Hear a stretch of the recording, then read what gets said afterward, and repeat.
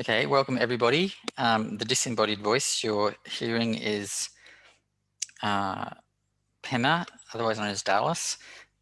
And I'm having a bit of trouble with my internet, which has gone down. I just received a text actually from Optus saying that it went down and it won't be back up for a while. Okay, so I've phoned in to get here. Today we are doing the first in a series of seminars called Heart Advice of the Wisdom Yoginis.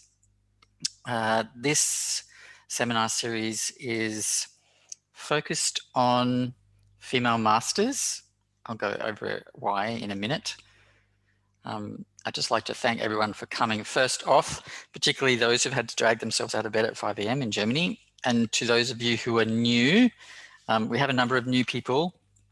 So I'll try and explain things as we go along so that it's clear to everybody and we don't have any confusion. So I'm Pema. That's a picture of me. That's an old picture of me though. That's from 2006, so it's quite old. I'm the Buddhist chaplain with the University of Southern Queensland's Multi-Faith Service. I'm no longer a senior lecturer. I'm now an associate professor in writing, editing and publishing at the University of Southern Queensland. I'm co-director of Jalu Buddhist Meditation Centre with my partner, Jamyang Temple. And I've been a Buddhist practitioner for about 4 decades, from 1979 when I was about 11 years old. That's a little bit about me. So today, as we've already discussed, we're going to be talking about wisdom from female masters, or Heart Advice of the Wisdom Yoginis is the formal title. So we'll start by setting intention. This is something that we Buddhists do when we begin any kind of practice or teaching or discussion or seminar. Then I'll be doing the lineage prayer. That's something that I just do essentially for myself, to acknowledge that nothing that comes out of my mouth is mine. Everything I know, I've been taught. Any small skill or knowledge I have is purely because of my teachers. So that's why we do a little bit of a lineage prayer at the beginning. Then I'll talk about why we're focusing on female masters. And in this particular seminar, we're doing 4 seminars. This first one, we're going to focus on the Elder Nuns, so nuns from the time of the Buddha. And then, could I just ask whoever's got their mic on to turn that off, please? And then we're going to talk about 4 poems from the Elder Nuns that focus on these 4 things that you can see on the screen here: the 4 Noble Truths of the Eightfold Path, Sangha, community, karma, and making friends with our minds. Now, these are foundational things that we're going to be talking about, but I'm going to talk about them in the context of now, the contemporary moment. And I'm also going to talk about them in terms of ways of understanding them from a very kind of foundational level, ways of understanding them in terms of our practice, like how to actually put these things into practice, and also understanding them in terms of the fruit, which means realization, accomplishment. So we'll be looking at them in terms of all those 3 levels. Then towards the end, I'll give you an opportunity to ask questions. So in order to get through all the material, I'm hoping that we won't get interrupted. So just save up your questions. It's a good idea to have a pen and piece of paper with you so you can ask your questions later. And then we'll do a little bit of a dedication. Again, this is a Buddhist thing that we do. For those of you who are Buddhist adjacent or not Buddhist, I'm just explaining that. So setting intention, we'll just take a moment to consider why we're here. As Buddhists, we're here to connect with our pristine nature, the true nature of mind. That's the whole purpose of Dharma. And we do that so that once we're free of disturbing emotions, just free of the dualistic mind, we can help others to be free as well. We cannot help others to be free while we are mired in the dualistic mind and all of the disturbing emotions that it throws up. So while you consider your intention while you're here, which can include benefiting yourself, but also benefiting others, I'll read 2 verses from the Bodhisattva's Way of Life by Shantideva, an 8th century Buddhist master from India.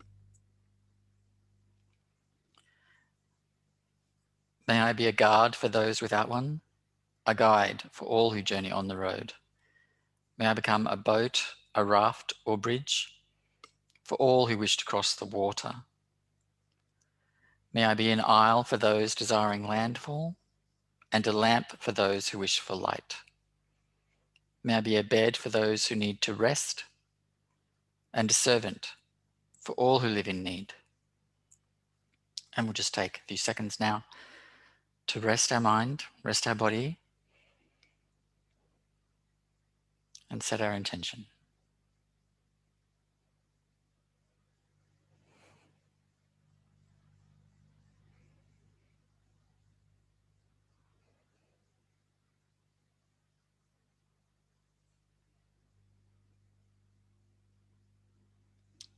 All right, so I'll do the Dujom lineage prayer now. I will show it on screen in case any of those of you who have a connection to the Dujom lineage, which is a Tibetan Buddhist lineage in the Nyingma school. You can recite along with me. I'll do it in English. Pristine Dharmakaya, Padma Amatayas, perfect Sambhogakaya, all holding Padma. Manifest Nirmanakaya, lake-born Vajra. Please bless my mind, I pray. Emanation of Sarasvati, Yeshe Tsogyal, revealer of the five expanses, Zilnon Gepatsal. Universal Lord, Jampal Dewe Nyingma, please bless my mind, I pray. Endowed with blessings and transmissions, Gyeme Nedon Wangpo, Lord of all 100 Buddha families, Dujom Drudul Lingpa, Root Guru, threefold in his kindness, please bless my mind, I pray. Through the blessings of invoking you in this way, having received the ripening empowerments and with pure samaya, may I perfect approach and accomplishment on the path of generation and completion, and attain the enlightened form of Samantabhadra Padmakara.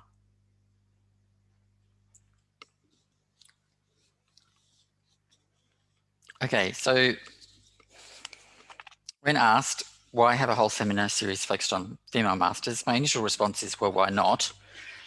There are so many seminar series and talks and teachings on male masters.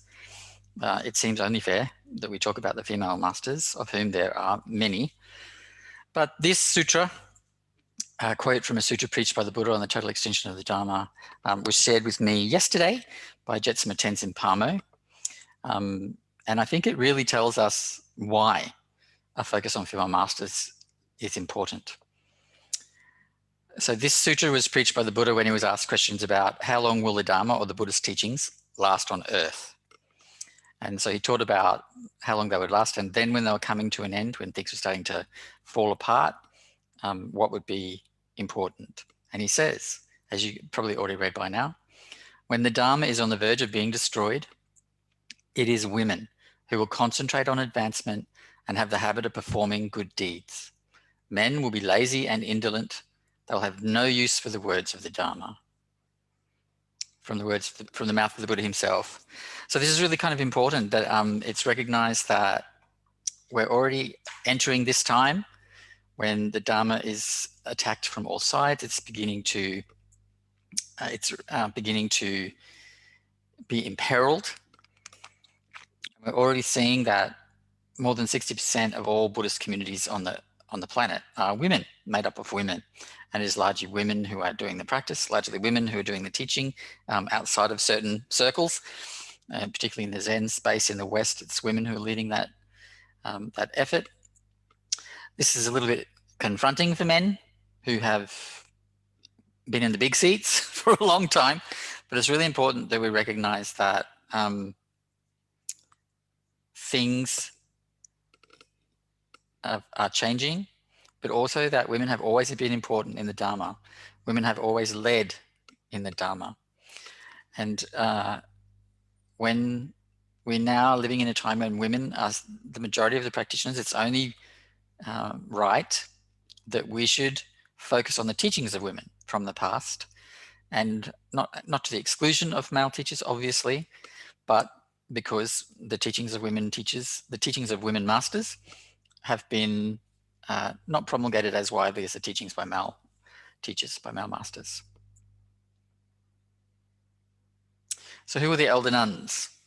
The Elder Nuns were, so elder has two meanings here. It means elder in terms of the duration of their ordination.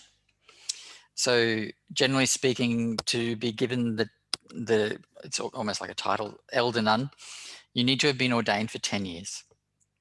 So that's the technical definition of what an elder nun is. But they're also elder nuns in that they were the nuns who were first ordained at the time of the Buddha, most of them. So we're talking about the women who were the first Buddhist nuns, the ones who the Buddha ordained. And these women were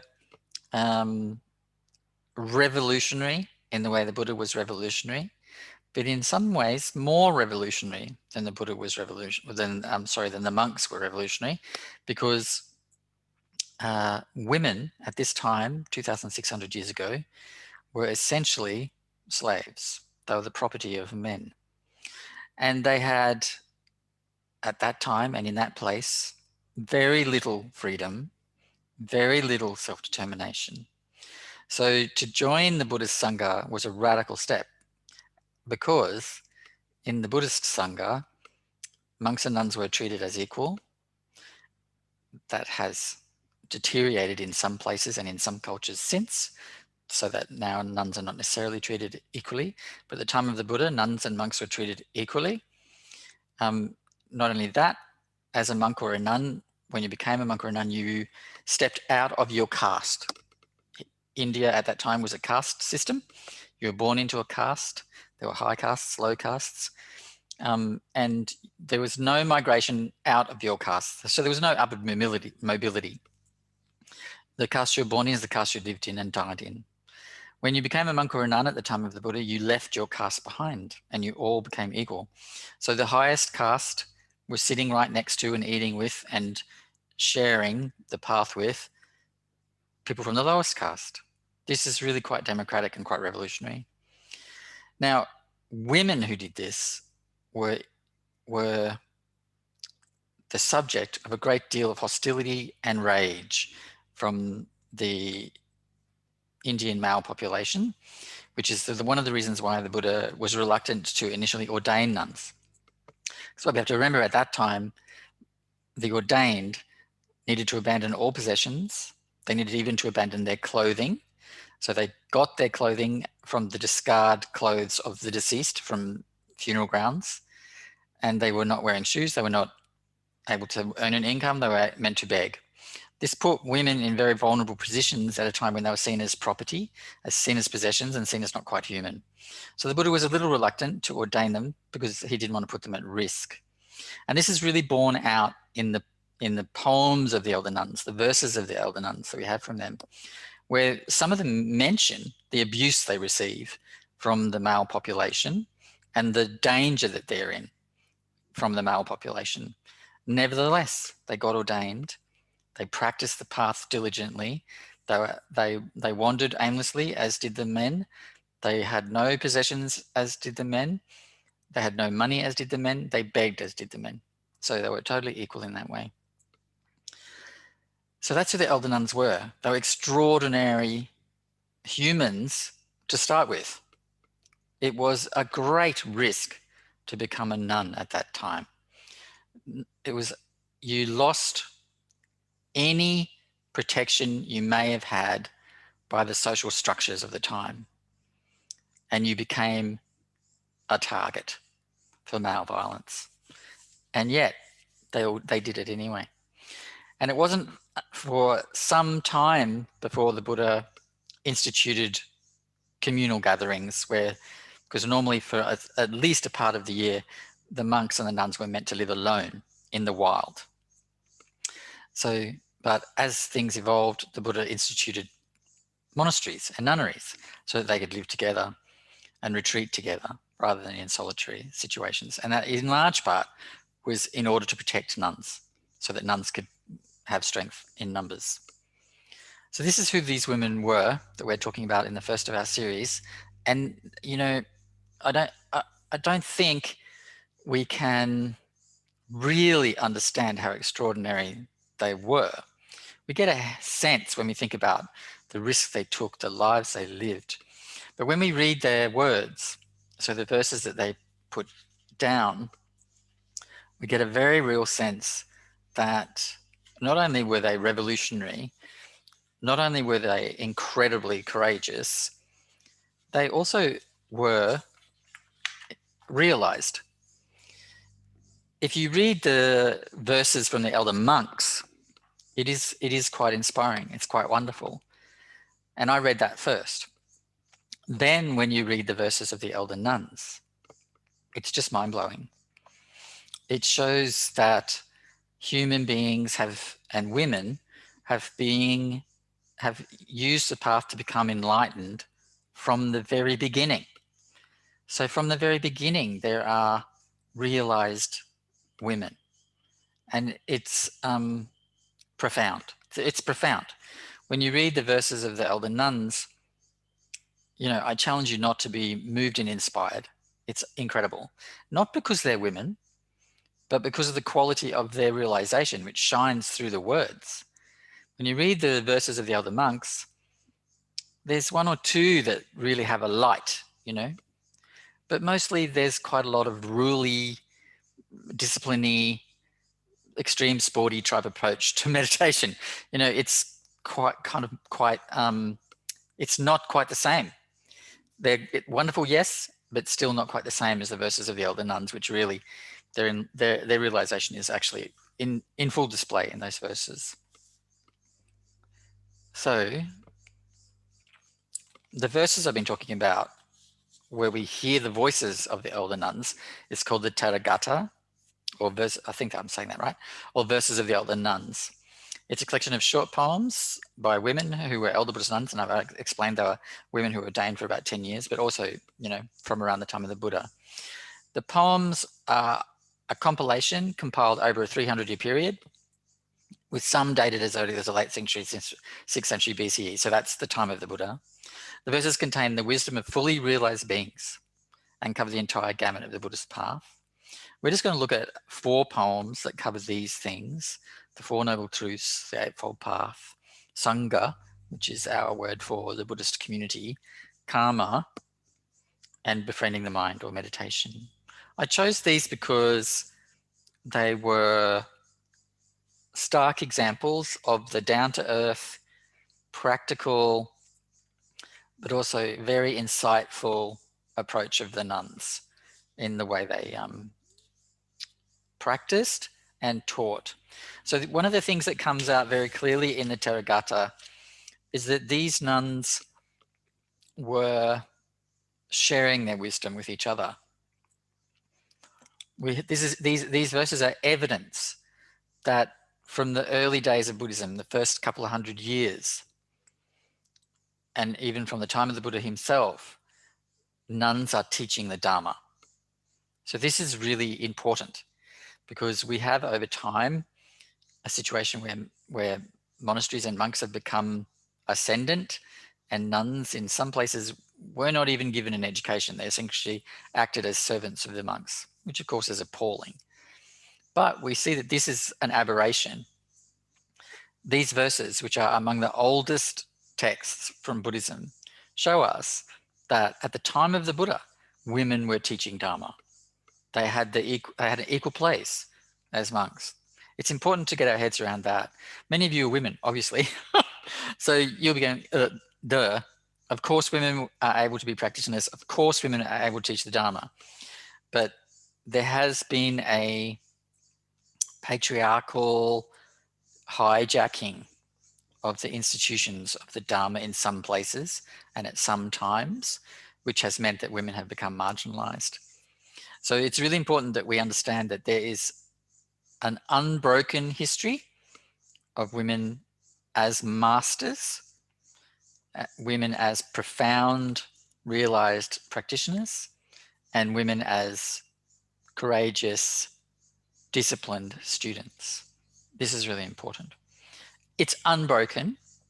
The history is a little patchy because for long periods of time, men wrote the history and women were simply not written in. But it is an unbroken stream of wisdom from women masters. So I think it's wise of you to, if you were to read the Taragata yourselves, there's a great translation in a book called The First Free Women which translates the majority of the Taragata. It's available online on all bookstores. It's a really great translation. So I encourage you to do that. But before we move on to talking about specific poems, I just want to talk about the general kind of like overall themes that you find in the Taragata. So the first one that really shines through is the Elder Nuns' gratitude for the three jewels. And the three jewels are Buddha, Dharma, the teachings, and Sangha, the spiritual community. There is a very profound gratitude that these nuns, these realized teachers, these practitioners are feeling and showing for the Buddha, the Dharma, and the Sangha, because they see these three things as the source of their freedom, which of course is true. Without those three things, they would not have been free. So that's the first thing that's very evident, this profound gratitude. The second thing that's very evident is their renunciation. In the West at this time, renunciation is one of those things that we kind of like go, some people find it an uncomfortable idea, particularly if you're involved in Tibetan Buddhism as I am. Renunciation sometimes takes a second, even backseat to so-called higher things, such as, Tantra and stuff like that. But nothing in the path works without renunciation. Nothing. The renunciation you have in the different levels of Dharma, so Sutra, Tantra, etc., Sutra, Mahayana, Tantra, Dzogchen, the renunciation is different. It has a different quality, but renunciation is a foundation of all of those different systems. Without renunciation, there is no path. It's really important. Another thing that is evident is the nuns' joy for practice. They love to meditate. They love to practice. They love to hear the Dharma teachings. They love to share the Dharma teachings. It brings them great joy. This is a thread throughout. Their enthusiastic effort, perseverance, and consistency in practice is also evident. So all the poems show how enthusiastic but diligent they are. Very, very diligent. And then the other thing that's very strong is the love and generosity they have towards their sisters, their fellow nuns. It's in particular in sharing their insights and experience, and particularly giving sort of pith instructions, very concise teachings on how they liberated themselves and what their sisters could do. And obviously, as I started out talking about these nuns, the courage that they needed to face all the challenges of walking away from society, essentially becoming a pariah in that culture, and becoming vulnerable to male violence and rape as a woman wandering on her own in rags with no possessions and no protection. So that courage is very, very front and center in these verses. It's really very beautiful. I encourage you to get a copy. There are, you can get free translations online. Some of them are very good, but the translation in the book, The First Free Women, I think is the best translation I've seen. And the organization of the material, like the placing together of verses with similar themes is actually quite smart in that collection as well. All right, so I'm going to read the first poem now to you. Now this poem is by Mahapajapati Gautami, who was the Buddha's aunt. But she was more than his aunt. It was essentially his adoptive mother, because his own mother died a week after he was born. So she was his aunt. She acted as his mother, but also she's the one who goes to the Buddha and says, I want to get ordained. There are a number of us women who want to be ordained. Will you please ordain us? So she kicks off the order of nuns in Buddhism. So we have her to thank for that great blessing. And she practiced very diligently. She was obviously close to the Buddha, so spent a lot of time with him receiving teachings, and she accomplished those teachings and became an arhat in her lifetime, so that's a realized being, and then taught others. So this is a verse from her. I'll just read it through and then we can discuss it a bit. Awakened, hero, homage to you, highest of all beings, you who've released me and many other people from suffering. I've comprehended all stress, dried up craving, the cause, developed the Eightfold Path, and touched cessation. Before I was mother, son, father, brother, grandmother, not knowing things as they were, I wandered on without respite. But now that I've seen the Blessed One, this is my last body heap. Birth and wandering on are totally ended. There is now no further becoming. I see the disciples gathered, their persistence aroused, resolute, constant, in strong exertion. This is the worship of the Buddhas. Truly, for the benefit of the many, did Maya give birth to Gautama, thrusting away the massive pain of those mired in illness and death. So, I'll just go with this one a little bit. The first verse, awakened, hero, homage to you, highest of all beings, you who've released me and many other people from suffering, is essentially a lineage prayer, which is what we started this session with. It's her showing gratitude to the source of her understanding, the source of her knowledge, the source of her freedom, which was her nephew, Buddha, Siddhartha Gautama. It's a very short lineage prayer because the lineage at that point was not very long. So, but also, it's an expression of gratitude. Gratitude is very important. So I've written elsewhere and spoken about gratitude quite a lot. So gratitude is an antidote to many of the disturbing emotions. It's an antidote to anger because it brings patience.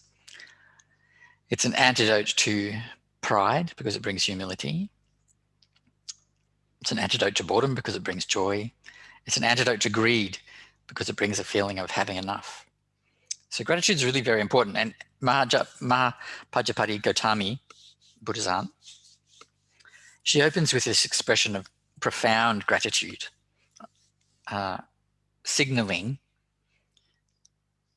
how important it is that we recognize what in Buddhism we call the benefits and advantages of our lives. So then the next verse, she says, I've comprehended all stress. Stress might be a slightly strange translation there. Dried up craving, the cause, developed the Eightfold Path, and touched cessation. That is the Four Noble Truths. The first line, I've comprehended all stress.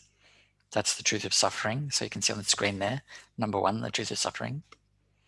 She's dried up craving, the cause. That's number two there, the truth of the cause of suffering. So this cause of suffering in Dharma and Buddhism is clinging, greed, craving. So it's complex. In essence, it means to want, seek, crave, and be attached to that which is impermanent and empty as though it were permanent and substantial, which causes suffering. We seek things that can't be held for long. We lose things that we wanted to hold longer. We love someone, they leave us or pass away or just move somewhere else, and we suffer. So it is this misapprehension of the world as it is, not understanding what the world really is, that causes our suffering. We cling to the delusion that we currently live in. which is that things are permanent and that things are substantial, when in fact they're impermanent and empty. So that's the cause of our suffering. And then she says that she's developed the Eightfold Path. So that's the third one there, the truth of the end of suffering, which is what? Suffering can end, and the way to end it is to follow the Eightfold Path, which extinguishes that misapprehension we have, that delusion we're living in, that things are permanent and substantial, which causes our suffering. And then she says, and touch cessation. So those last two lines she switched around. So essentially that stanza is an exposition of the Four Noble Truths. So she is giving the heart of the path there in that one. So then she moves on and she says, before I was mother, son, father, brother, grandmother, not knowing things as they were, I wandered on without respite. So this is about the Buddhist idea that we have all been everything before. So she says, before I was mother, son, father, brother, grandmother. So she's saying, before I was all these things. And at the point of writing, she was a grandmother. Her son had had a child. So in Buddhism, there's this idea that while we are trapped in the delusion of permanence and that the world is substantive in some way, has some essence that is stable and can be grasped. While we believe that, we just cycle in the delusion.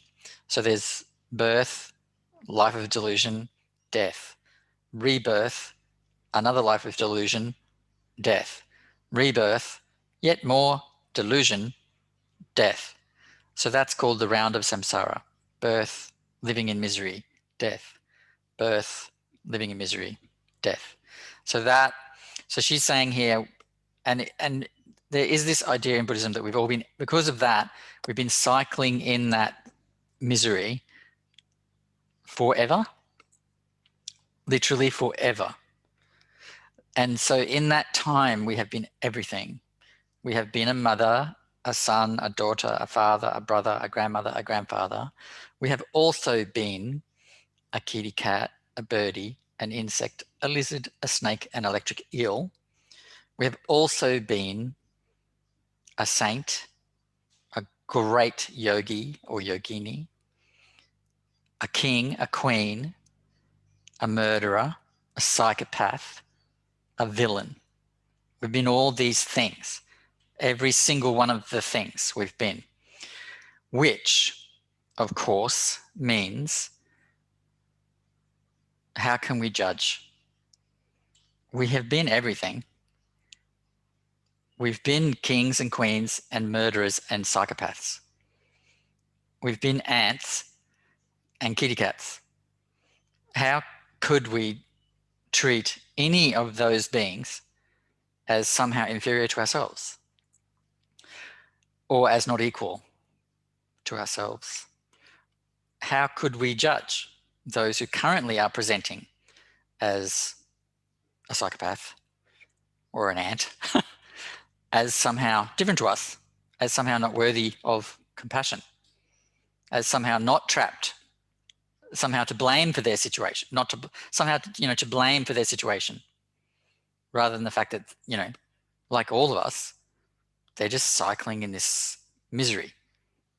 So this verse is a very simple way of saying all beings are fundamentally equal, without understanding that this world, so she says, not knowing things as they were, without understanding that all is impermanent, all is empty, we'll just continue to cycle.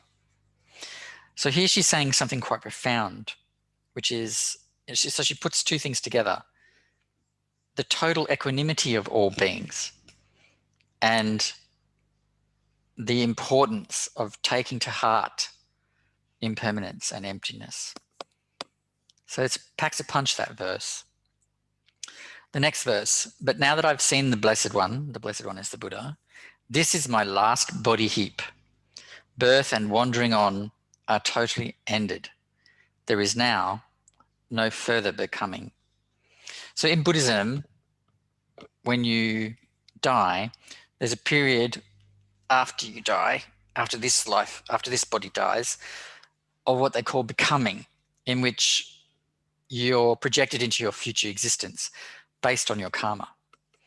So this statement is a Sutrayana statement about the purpose of enlightenment. So for those of you who don't know, there's different levels of different kinds of Buddhism. And the Mahayana kind of Buddhism is focused on we do everything for others. Thus, we opened this seminar with setting our intention to be of benefit to others. This poem precedes the Mahayana. So it's saying, so it's got a Sutrayana value here. She wants, so the Sutrayana method is to free oneself completely and not be reborn again. So the Mahayana goes one further step and says, oh, okay, once you're completely free, why not be born again in a form that will be of benefit to all those still remaining? So, but she has, but this is Sutrayana, so there's not that statement there. She's just saying, I've severed my ties to this world by severing my grasping to that delusion of permanence and substantiveness. And so when I pass away this time round, I will not be reborn. I will be free. Then she says, I see the disciples gathered, their persistence aroused, resolute, constant, in strong exertion. This is the worship of the Buddhas. That's a fairly obvious statement about what we need on the path.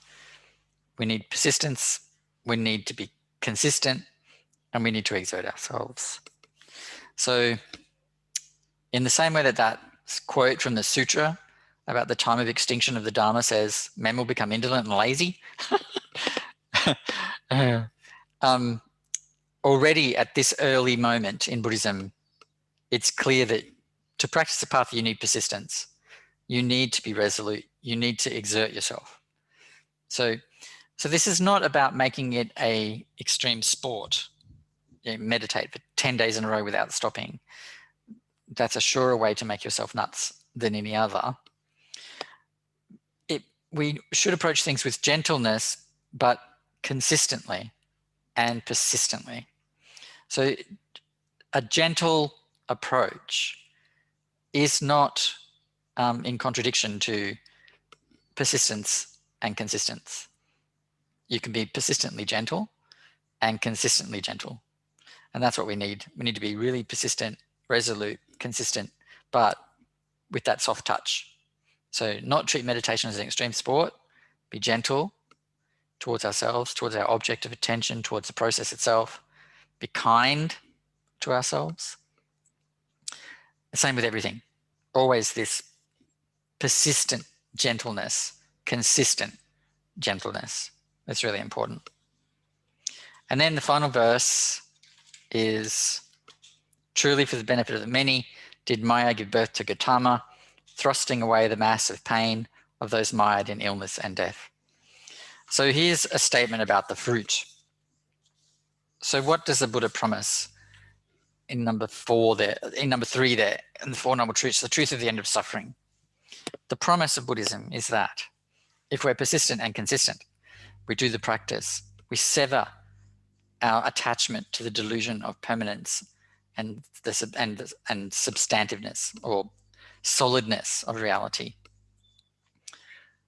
we will no longer suffer.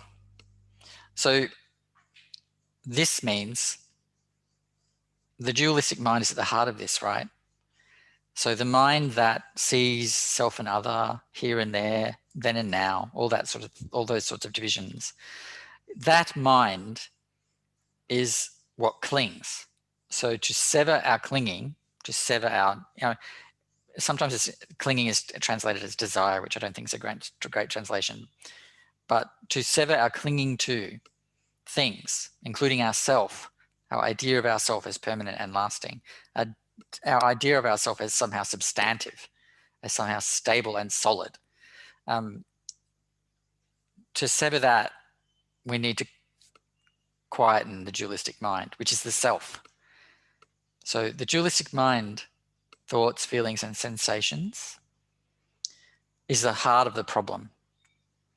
And we are in the habit of identifying with that, the dualistic mind, thoughts, emotions, and sensations, as though that is us, as though that's what we are.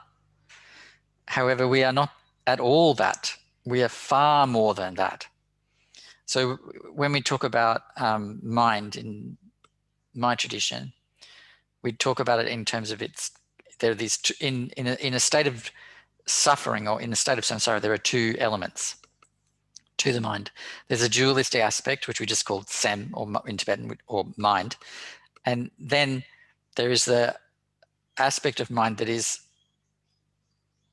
not constrained, tied down, limited, or burdened by the dualistic mind, which is in Tibetan called Rigpa, which is basically just awareness, simple awareness. So that simple awareness is described as being like the sun, and the dualistic mind is like the clouds. So the clouds constantly cover the sun, so we're not aware even that it's there, that there is this deeper nature to ourselves.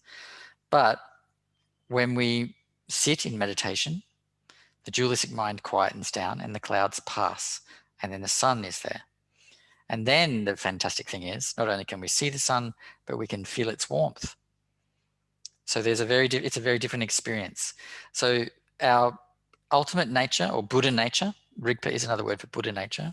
Our Buddha nature is always there, but it's obscured by the dualistic mind.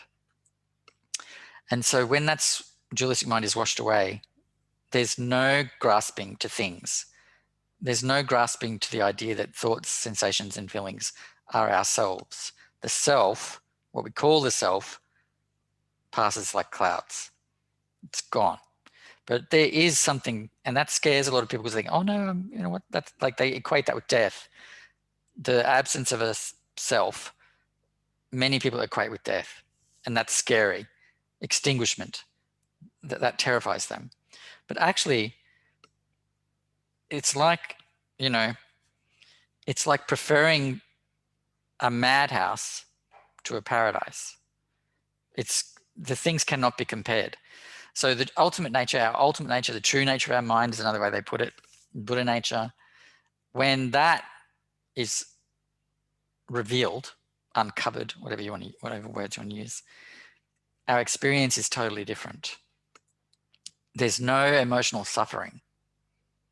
Even physical pain is not a problem. So there are many, many stories of highly realized practitioners, many thousands of stories, including among the Elder Nuns, where emotions no longer unsettle them. There's no grasping to anything, so they feel utterly free, and physical pain doesn't bother them either. There's a story in the Taragata of a nun who, she's in the forest and some horrible rapey guy turns up and woman alone, dressed in rags, no protection. It's scary if you're in the forest and some rapey dude turns up. So, but she had no fear, but she did have compassion, because she sensed what he wanted to do. So she went up to him and plucked out her own eye and put it in her hand and showed him. And I'll let you read it for yourselves, because it has more impact if you read it for yourself. But it's, in essence, she's showing she had no attachment to her body. He was so attached to looking at her. She said, well, I'll just pluck out my eye. Here you go. I think he made some comment about her beautiful eyes, and she plucked out one eye. So there's no physical pain there. There's no fear. There's no clinging to self. It's total freedom. I mean, that's very extreme, that story. I'm not recommending to anyone that they should pluck out their own eye. Not at all. But it shows that a realized being the body is no longer a prison. They're in a state of total freedom. All right, and that's what that last stanza says. It's that the teachings of the Buddha lead people to be free. It's not like anything else we could do. There are so many things that we can do for self-improvement. You know, we can go swimming and get fit. We can go to the gym and get muscly. We can go on a diet and get thin. We can eat and put on bulk. You know, there are all kinds of things that we can do for self-improvement on the body level, all kinds of things we can do for self-improvement on the mind level. We can go to a therapist. We can do a course. You know, I've done lots of courses, which is why I have a doctorate and stuff. So there are all kinds of things that we can do to improve ourselves. We can do yoga. We can do Tai Chi. We can do all kinds of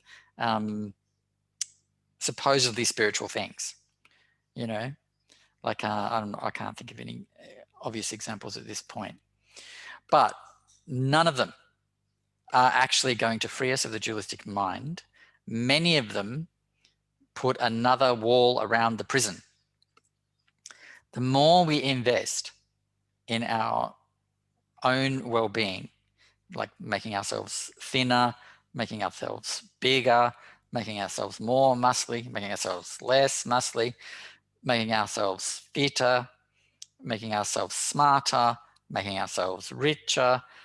All of this is another level of prison, putting ourselves deeper and deeper and deeper and deeper into that prison. Because every time you do something like that, you're buying into the delusion that somehow the self is stable and permanent and substantive, and that you are somehow permanent and stable and substantive. None of that's true. Even things, seemingly spiritual things like yoga and even like what do you call them? These like well-being retreats and stuff like that. I mean, they're fine. They're fine. They're not necessarily bad, you know, but they are not freeing you from dualism, from the dualistic mind. There's only one thing that does that, and that's the Dharma. The Dharma, the path of Dharma, has been enunciated in Buddhism very clearly. It has echoes in some other traditions, such as the Advaita Vedanta in Hinduism, and in Sufism in Islam, and in the desert tradition of the Christian church. So it is enunciated in other places, but, and I'm probably, you'll perceive me as biased, but I have done a study of all these things. It is enunciated much more clearly and simply and directly in Buddhism. I'm not joking. Have a look for yourself. Okay, let us move on a little bit to the Eightfold Path. So she mentions the Eightfold Path in her second stanza, and I'll go with that, and then we'll take a break, a toilet and or drink break. So on the screen now you can see the Eightfold Path. Now, just before we move on from the Four Noble Truths, one of the things about the Four Noble Truths that's most profound is that it shows us that the impermanent nature of things is actually a great thing, because it means that we can be free. We currently have all these disturbing emotions: anger, jealousy, envy, pride, greed, discomfort, dissatisfaction, loneliness, sadness, melancholy. We have all these disturbing emotions. And they ruin our lives. Anxiety, panic, depression, rage. These things ruin our lives. The promise of the Four Noble Truths is that we can be free. And now, this is how. This is how we can be free. And we couldn't be free if things weren't impermanent. If, you know, so it's really important that we understand impermanence, because until we really get impermanence, we won't see ourselves as changeable, as transformable, as liberatable. We will just see ourselves as stuck. This is how we are. This is how it is. Impermanence frees us from that idea that we are stuck, that we are trapped, that this is how it is. It frees us from that. So that's really important. In the Four Noble Truths, embedded in them is this notion of impermanence. It's actually at the heart of why we suffer. So it's really kind of important that we take Maha Pajapati Gautami's advice and practice this stuff. Dry up craving, develop the Eightfold Path, and then reach cessation. What is the cessation of what? A cessation of the dualistic mind, and then we're free. Rigpa, the true nature of mind, is revealed, and that's a whole different ballgame. Okay, so I won't go over this too much because it's quite self-evident. So right view is what we've been talking about. Right view is understanding that when you cling to things as though they were permanent and stable or substantive, we suffer. When you want what you can't get and can't keep, we suffer. When we cling to things and then lose them, we suffer. All this is about our misapprehension about how things really are. The right view is all is impermanent, all is empty. Clinging to the notion of self and all the stuff it wants is the root of suffering. That's the view. It's very simple. Right intention.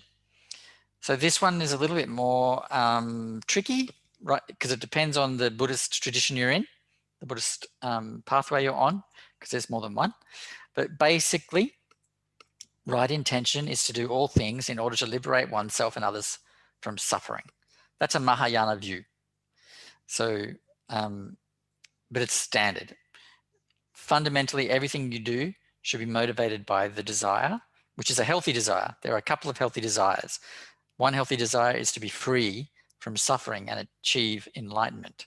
That's a healthy desire. The other healthy desire is to liberate all sentient beings from suffering, to help to liberate all sentient beings from suffering. That's a healthy desire as well.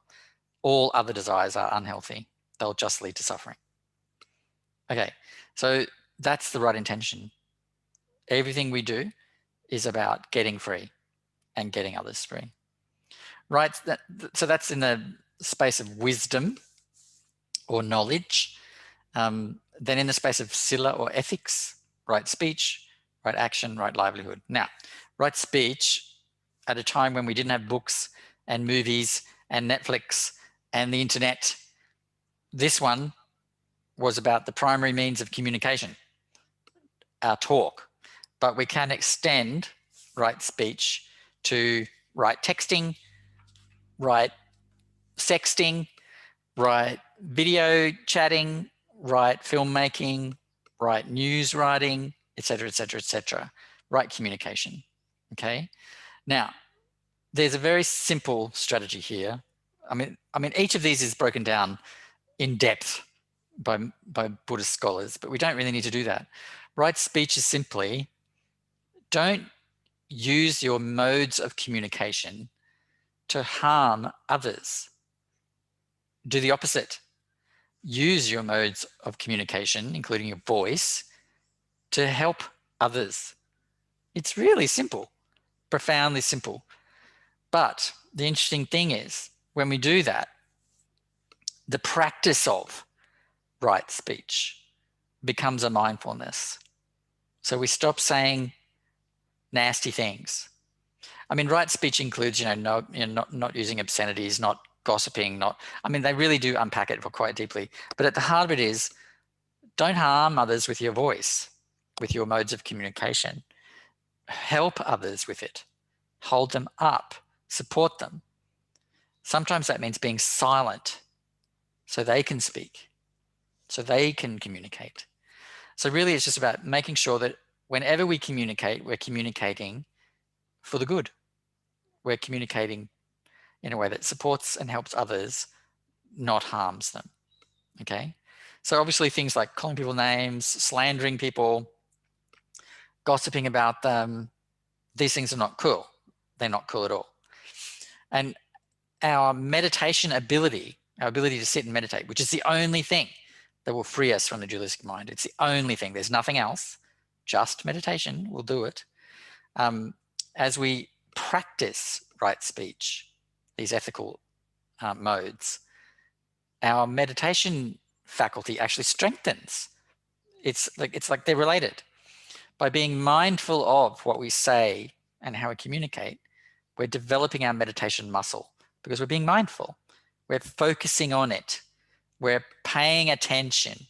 Our attentiveness and awareness increase. So ethics is both for the good, right? But also it's a meditation practice. It's a mindfulness practice. It helps us to deepen our own meditative ability and also benefits the world. So it has, these things are all actually interconnected. The wisdom, ethics, and mind part are all interconnected. Right action is obviously about harmfulness and benefit. So we don't kill anything. We don't beat people up. We don't push and shove people. We don't physically assault people. We don't step on ants. We don't swat mosquitoes. Right action is about harmful actions and non-harmful actions. So beneficial actions versus harmful ones. It's all very simple. I mean, obviously, again, in action, they go through all kinds of things that are not good actions and all kinds of things that are good actions. But really, these days, we have a finely tuned ethical understanding. We know what a harmful action is. It's to hurt any being that is sentient in any way. So, you know, by shoving them, ignoring them even.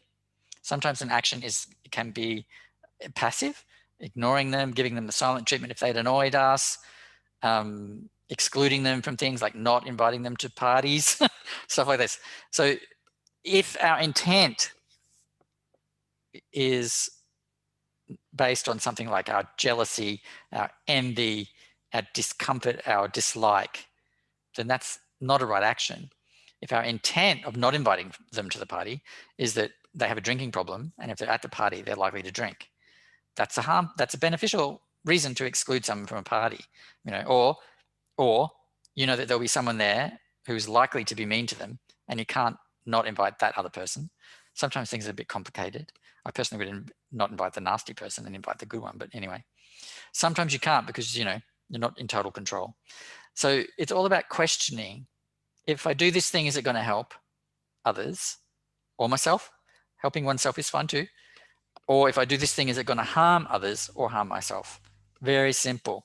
Also with right speech, internal dialogue counts. So if you're on the outside, sweet, smiling, always say the right things, but on the inside you're going, you absolute shit. Clearly, this is not okay, you know. And thinking about people in a negative way, similar. Thinking about oneself in a derogatory, harmful, put downy, self-loathing kind of way, also not good. So we try to not do those things. So before we have a break, we'll just quickly go over the mind part, the samadhi part. These are all about our meditation practice. So right effort, again, they break this down into multiple components, but really right effort means consistent, persistent, but not too strict, not too full on, but also not too loose, not too relaxed, balanced. So our effort in terms of a meditation, it needs to be every single day, but not a marathon. You know, we do it every single day. Half an hour is considered the minimum to be of benefit to you. So if you want meditation to benefit you, 30 minutes is best. Excuse me, I'm just going to have a sip of water. And then when we sit, we're relaxed, but not so relaxed we're going to fall asleep. We have an upright posture, but no stiff, not so stiff that our shoulder and our back starts to ache. It's common sense. Gentle, yet persistent, consistent. You do it every day for the same amount of time. Set a watch or a clock or something, and when it goes beep, you stop. Very simple. If you don't set the timer, we can do this thing where every 2 minutes we open our eyes and see what time it is. If we're meditating with our eyes shut, that is. So it's better to set a timer, you know, so that you know, okay, I'm done now, and up you get. And don't get up until the timer goes off, no matter what happens. No matter how uncomfortable you are, no matter whether the phone's ringing, someone's knocking at the door, do not get up. You have to kind of like, there has to be some strictness there. You sit down and you don't get up until your half an hour's done. Simple. It's very simple, but you don't be uptight and heavy about it. Okay, now, right mindfulness, this is about how we pay attention and on what we pay attention, etc. Again, these are really broken down into multiple components and parts. But this just means to place our awareness gently on an object. But the goal is to, for that mindfulness, our awareness on that object. So if on our breath, for example, or if we're looking at, if our eyes are open, we can look on a little stone or a flower or something. We want to make sure that our awareness, our attention is relaxed but uninterrupted. Now, when you're a beginner, that's impossible. You will be swept away by thought. You'll find yourself wrapped up in thinking, and then just gently bring yourself back to your object, your breath or whatever you're doing is your object, and place your awareness again on that quite gently. So right mindfulness is a gentle but uninterrupted awareness on an object. The uninterrupted part comes with time. You don't need to worry about it. It will come with time. There's no doubt. If we just sit every single day for half an hour, place our awareness gently on the object, whenever we feel distracted or find ourselves distracted, bring our awareness gently back to that object. And that uninterrupted part, it will develop. And then right concentration, this is something that happens naturally. That's the uninterrupted part. But also there's a, so it's about choosing, it's about where your awareness rests, and also as you deepen in that practice, the quality of that awareness. So the awareness becomes spacious, luminous. There are these kind of conversations that people, that there are these sort of qualities that concentration is not a great translation of the word, actually. I think right awareness would probably be better. But so this one, you don't need to work at it. Almost happens naturally. So the awareness naturally becomes more luminous, more lucid, more clear. So that sort of happens with the right mindfulness and the right effort. It's a sort of a natural one. Okay, we'll take a break for drinking of water and visiting of bathrooms. So we'll take about maybe 5 minutes or a little longer. So I'll just pause. If you guys want to chat with me or with each other in the break, you're welcome to do that. I'll just pause the recording.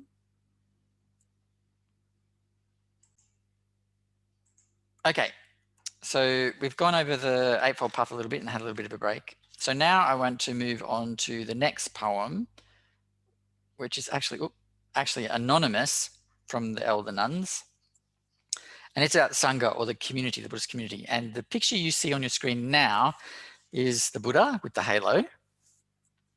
And what do you see missing here, folks? I'll give you 2 guesses. None. Perhaps maybe nuns. It's quite full on. So if this were a realistic image, we would have nuns dressed exactly as the monks, and also women in white dressed exactly as those yogins who are the ones in white there. So the Buddhist Sangha, or community, is composed of, sometimes they say 4-part Sangha, but actually it's 6. So the Sangha comprises of monks and nuns, and they can be in various levels of ordination, so novice and fully ordained. Then there are what we call upasakas or upasikas. So they are the ones in white there. These people have vows, so they're ordained, and they are practitioners, so they're serious practitioners, but they're not celibate. So usually the difference between an upasika and a monk or nun is only celibacy, usually. But sometimes there can be other things. So for example, the main one is the white robe Sangha, most often don't live in monastic communities because they're not monks and nuns, obviously. They live in the ordinary community and often will have jobs. So they'll be farmers or weavers, or in the early days there was a blacksmith, there was a weaver, there was farmers, there was even merchants, traveling merchants. So these people had usually ordinary livelihoods and also were not celibate. So, and the reason why was usually a fairly practical one, which was that they had dependents who would suffer greatly if they were to become monks or nuns, because monks or nuns have to abandon everything and walk away. And so these people often had dependents, so men and women who had young children or were leaders of whole communities that would suffer if they were to become monks or nuns. So they chose to take vows that were everything but living in a monastic community and celibacy. So that's the first four. And then we have, so these upasikas, the white robe wearers, are not lay people. They're not lay. They're professional religious practitioners. Then we have the lay community, men and women who are not ordained in any way. They might have the Buddhist refuge vows, but that's it. And they are not serious, committed practitioners. So they may support the Dharma by offering food, by offering money, by offering robes, they might feel devoted to the Buddhist Dharma and to Buddhist teachers, but they're probably not serious practitioners. They probably do a little bit of prayer, but not much serious meditation. So that's the difference. Monks and nuns, upasikas and upasakas, the male and female tantrikas, and then tantric is probably not quite the right word there, and then lay people. So people who are not ordained, but hold the refuge vows and might have devotion, but probably not much practice. Although devotion in itself is enough sometimes if it's approached in the right way. Okay, so this poem is from an elder nun and it's about Sangha, the community. But it's about a lot more than that. I'll just read it out. When I left the only home I'd ever known, I thought I'd left everything behind. But I was still carrying all the years of running back and forth and around in circles after this or that. Just sitting still, those circles have broken apart and been carried away by this simple wind blowing in and out. All your old thoughts, like snow falling on warm ground. Just sit back and watch. When I left the only home I'd ever known, I thought I'd left everything behind, but I was still carrying all the years of running back and forth and around in circles after this or that. Just sitting still, those circles have broken apart and been carried away by this simple wind blowing in and out. All your old thoughts, like snow falling on warm ground. Just sit back and watch. I find that to be a very beautiful poem. It works beautifully as a poem, but it also is a profound teaching. Now it's interesting, this poem is ostensibly about meditation, but it's called Sangha. It's called community, which is interesting. So it means that we need to think about it a little more deeply. We need to sort of read between the lines. So by calling the verse Sangha, community, and yet it being about meditation, it's saying the principal activity of this community is meditation, but it's also saying that the community gives the ability to simply sit and to break out of our old habits and our old patterns. So the first verse, when I left the only home, and she repeats the verses actually, when I left the only home I'd ever known, I thought I'd left everything behind, but I was still carrying all the years of running back and forth and around in circles after this or that. So that's about how renunciation is internal. Joining a spiritual community is not just about shaving our heads or growing our hair long, if we happen to be Upasakas or Tantrikas, or Nakpas is the Tibetan word, or putting on the robes of a monk or nun, or putting on the white robes of the Tantrikas. It's not about going to live in a different place. It's actually not about walking away from anything. It's about moving towards something. And that moving towards something is letting go, moving towards letting go. So even though this nun had left everything behind and become a nun, she still carried inside all this stuff, all the habit of years and years and years of doing things, ordinary things, things for family, things for job, things for our education, things for our health, things for keeping the house up, all this ordinary stuff. So she still had all that habit inside. And when we think about our habits, they can seem quite insurmountable. If we think about the pattern of our lives, there's huge amounts of repetition, huge amounts. Every day we do some things every single day of our lives, and other things we do most days of our lives. There's only occasions where things are a little bit out of the ordinary, where we break out of our routine.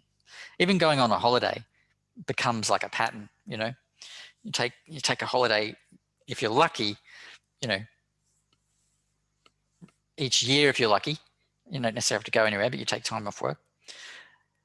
But that becomes like a pattern, an annual pattern. Then we have this cycle, we have this daily cycle of get up, clean your teeth, wash your face, have breakfast, or whatever order you do things in, go to work if you go to work, stay home if you stay home, clean this, clean that, type up this, type up that, eat this, eat that, clean, it's just this endless cycle. So on a daily basis, there are these habitual patterns that become very deeply ingrained in us, so that when we don't do them, we miss them. And the same with then there are their weekly patterns. Like once a week, I like to go to yoga. Once a week, I like to go for a chai latte at my favorite cafe, whatever it is, Then there are monthly patterns, then there are seasonal patterns, and there are annual patterns. We all know what Christmas and New Year is like every single year. They play The Sound of Music on TV in that period at some point. It's like a evil pattern that repeats every single year. Not that I hate that movie. I quite like it. It's kind of fun. Anyway, but it's this pattern. It's repeat, repeat, repeat, repeat. So, and she's saying, even though there's this deeply ingrained habit, outer renunciation was not what broke it. Inner renunciation was what broke it. And how did she develop inner renunciation? Through simple sitting meditation. So she just says, just sitting still, those circles have broken apart and been carried away by this simple wind blowing in and out. And obviously, the simple wind blowing in and out is the breath. So she's telling us here exactly what kind of meditation she did. She sat still and put her awareness on her breathing and focused on her breathing. And that's all she did. And then all your old thoughts, like snow falling on warm ground, just sit back and watch. So then she's saying how the dualistic mind, all the old thoughts, they are like snow falling on the warm ground when you don't invest in them anymore, when you just watch. They just, I usually use the metaphor of a wave. They rise, peak, and break and dissolve all of their own. You don't have to do anything at all. That's their nature. But she's using a much more poetic metaphor, like snow falling on warm ground. So that's very gentle, isn't it? And it's a natural imagery, so it just naturally happens. You don't need to do anything. You just watch it. You just watch these thoughts and these habits and these sensations, and they're like snow falling on the warm ground. They just vanish. That's what happens when you do nothing, when you don't intervene, when you're not constantly running around and around, chasing this, chasing that, believing in the permanence and substantive nature of things. When you don't believe in that, when you just sit still, place your awareness on something other than your habitual clinging, it happens naturally. The dualistic mind just dissolves naturally. It's really quite beautiful. This poem is evidence of a profoundly realized being. She's not just some simple meditator. The simplicity of her language might give you that impression, but the fact that she's used metaphors that point to quite high level, I mean, I avoid using this phrase too often, but this is a Dzogchen message that just doing, like, we don't need to intervene in our thoughts, sensations, and feelings. They just self-liberate. That's the kind of Dzogchen language. And she's using this language in this poem from 2,600 years ago. And she's using a metaphor that's quite similar to one that develops much, much later in Tibet, where they talk about the merging of our awareness that we cultivate while we meditate with the ultimate nature. Is like a snowflake landing on a lake. So obviously the awareness that we cultivate is the snowflake, and the lake is the ultimate nature of which we are part. So these metaphors are sort of quite commonly arrived at naturally by enlightened beings. So that one repeats itself. So I don't need to go over any more stanzas because that's really all there is. But I just think it's so beautiful. And so there's a very nice video of this poem on YouTube, which you can watch. It's just beautiful. So this one does two things. It tells us she has a profound realization, this person writing this. It also tells us that renunciation is not outer, it's internal. It also tells us that the way to develop renunciation, well, one of the powerful ways, is to just sit, not do anything. This is a very Dzogchen-y, I don't know if any of you guys know the word Dzogchen, but this is a very Dzogchen-y teaching. It's very high. And here it is in Sutra, in the beginnings of the Dharma. It's really very interesting. Okay, so that's that one. The next one I want to talk to you about is quite a funny one, actually. And it's about karma, which I used a slightly funny picture on the screen here. So this guy's pushed over those concrete blocks and they're going around and it's going to end up crushing him. It's quite a metaphor. So I'll read through this and then we'll talk about karma a bit. I know that karma is one of these things that people either believe or don't believe, but there's a way to understand it without getting metaphysical. I don't think you need to get metaphysical about karma. And in fact, I think it's unhelpful to get metaphysical about karma because it distracts us from the now. Karma is a very now thing. So talking about it metaphysically, next life, it can be not very beneficial. But talking about it in terms of the now, what karma means in the now, is really beneficial.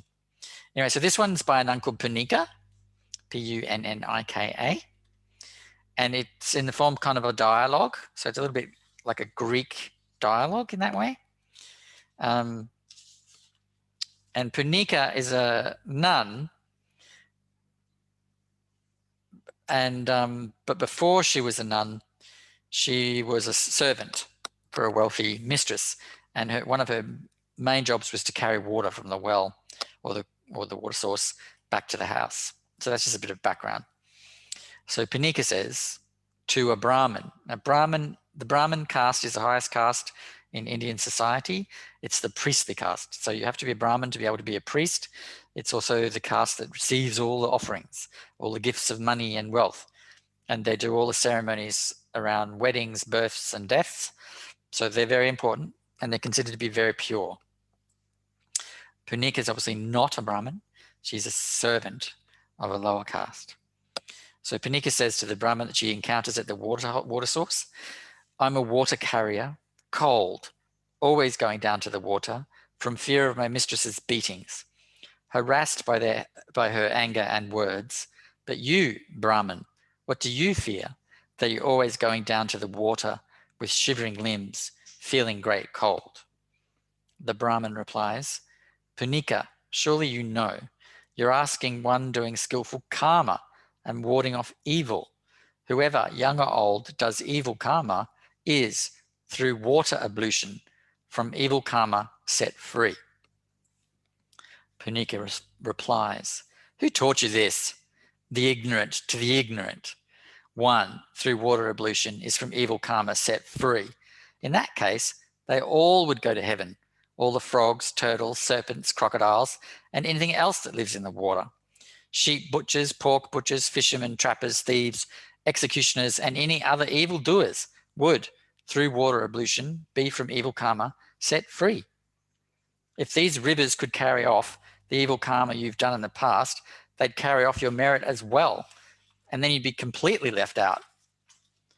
Whatever it is that you fear, that you're always going down to the water, just don't do it. Don't let the cold hurt your skin. And the Brahmin replies, I've been following the miserable path, good lady, and now you've brought me back to the noble. I give you this robe for water ablution.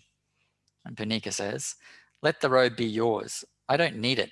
If you're afraid of pain, if you dislike pain, then don't do any evil karma in open or in secret. But if you do or will do any evil karma, you'll gain no freedom from pain, even if you fly up and hurry away. If you're afraid of pain, if you dislike pain, go to the awakened one for refuge. Go to the Dharma and Sangha. Take on the precepts. That will lead to your liberation. The Brahmin replies, I go to the awakened one for refuge. I go to the Dharma and Sangha. I take on the precepts that will lead to my liberation. Before, I was a kinsman to Brahma, who's a Hindu deity. Now, truly a Brahmin. I'm a three-knowledge man, consummate in knowledge, safe and washed clean. So this is very interesting. So we have here a high-level religious functionary, a priest, a Brahmin, who's going to the river to do water ablutions to supposedly wash away karma. And we have here a servant. So this is interesting to me. This appears in the verses of the Elder Nuns, but Punika seems to be a servant, not a nun at all. So she's obviously a tantrika, like a upasaka. She's taken vows, but she's not a nun. She may have become a nun later. Anyway, but at this point, she's not a nun. So she says, basically, this is superstition. If you don't want karma, negative karma, just don't do the bad things. It's so obvious, so obvious. And then she sort of points out that all of the things that live in water should thereby be free of karma because they live in water. But of course, we know that they're not because they suffer. If you suffer, you have karma. The evidence of karma is suffering, pretty much. So, and then she says all these other people who do awful things every day, sheep butchers, pork butchers, fishermen, trappers, thieves, executioners, they could just keep doing what they're doing and just go and wash in the river and they'd be fine. That clearly doesn't make sense to Punika. Doesn't make sense to me either. And then she gives an exposition on, really the only way to deal with karma is to not create it. Just don't do the negative things and go and take the precepts, the Buddhist precepts, because those precepts are the ones that prevent you from doing evil things. They guide you to do good things. So this is a really interesting one, this one, because it's like at that time, 2000 so years ago, it would have been quite unheard of for a female servant to give a religious discourse to a Brahmin, like unheard of. But she's been emboldened by her engagement with Buddhism, and she feels like she can do it, and she does it very well. And then she points out that the way to avoid creating negative karma is to go for refuge and to take on the precepts. So I'm not sure where all of you guys are with your Buddhism or being Buddhist adjacent, but the precepts are fairly simple. They are not to kill, not to deceive others with your speech, so basically not to lie, to not, next one's stealing. So the actual one is to not take what is not freely offered. So it means stealing, but it also means wheedling stuff out of people. And then sexual misconduct, that one essentially means to not use sex as a weapon to harm others, not use sex as a drug, so to not be addicted to it, and to not use sex to harm oneself either. So if you engage in sexual activity, the idea is that it should be beneficial to all those involved. And so they break these down, obviously. When you're talking about stealing, they break down all the kinds of stealing. When they talk about, lying or deception, they break that all of the things that, are not okay. Same with sexual misconduct, they break down all the things that are actually harmful or not harmful. The thing to remember, all of these things, that they have a cultural context. So in our cultural context, the Buddha also said, wherever you happen to be living, the culture that you're living in, take your cues from that culture, unless they directly contradict the Dharma. But in this situation, we do have a sense of what sexual misconduct is, what lying is, what stealing is. And our concepts of those things in the West is quite refined. So I think any kind of Western idea about what sexual misconduct is actually appropriate and suitable. Same with stealing and lying, because we have quite refined ethics in the West. Not that we necessarily apply them. All right, so this one's really very simple. It just shows that if you just use logic, you can free yourself from a lot of religious superstition. It's quite radical. She was very brave to do this, because water ablution is a core part of Hindu practice. And it also shows that she's a real thinker, Punika. So the thing about karma, so we're talking about how to avoid creating negative karma. And I remember before I said thinking about karma metaphysically is not necessarily beneficial. So thinking about karma in the now, however, is beneficial. And that means we have a very simple understanding of what karma is. Karma literally translates as action. It doesn't translate as debt, which is the way we often think about it in the West, that it's a debt. That if you do bad things, you accrue this negative debt. And likewise, it's not a bank account. If you do good things, you accrue a positive bank account. This is not a good way to think about it, because it takes us out of the now into thinking about the past and the future. If we think about karma in the now, it simply means if you do a negative thing, it will have a negative consequence for others and for yourself, likely. So this is the thing. It's actually a pretty fundamental rule of physics. Every action has an equal and opposite reaction. So it's this idea that if you do a negative thing, that negativity will rebound on you. And you can look at this in terms of now. So if you say something, if you get angry and say something harsh to someone else in the now, they immediately get angry themselves, unless they're Buddhists, well-practiced Buddhists, and might say something harsh back to you, which will hurt you, right? So if you shove someone, they're quite likely to shove you back. So you shoving them hurts them, then they shove you, it hurts you. So karma can be understood. It's very simple. It's about, if you do not wish to be yelled at, don't yell at anyone. Sometimes someone will yell at you anyway, because they're just, lost in their own misery. But you just don't react. You don't yell back. You don't perpetuate the cycle. So if you don't want someone to shove you, don't shove them. If you don't want someone to manipulate you, don't manipulate anyone else. If you don't want to be killed, don't kill anything. If you don't want to be mistreated, don't mistreat anything. If you don't want to have your possessions taken, don't take anyone's possessions. It's very simple. On another level, it's moral. So why do we not lie? Because it harms others. It harms them. But however, we also need to provide context, we'll get to in a minute. Why don't we steal? Because it's taking from someone else. It's very simple. Anything that harms others is a no-go zone. It's very simple. So, which is why the Dalai Lama is always saying, my religion is kindness, which is a more profound statement than it seems. So now, however, these precepts, right, the Buddha taught methods, not truths. So he didn't teach that anything particular was true, because you have to find that for yourself. Otherwise, he's just creating a religion, which is not what he wanted to do. He taught methods to free ourselves. The precepts are part of the methods. So it's not that you can say killing is wrong. We can't really say that until we are enlightened and we know for sure. We can say that in not killing, there's benefit to others and benefit to ourselves, and that will help us reach enlightenment. It's a method. When we become enlightened, we will probably think, yes, killing is wrong.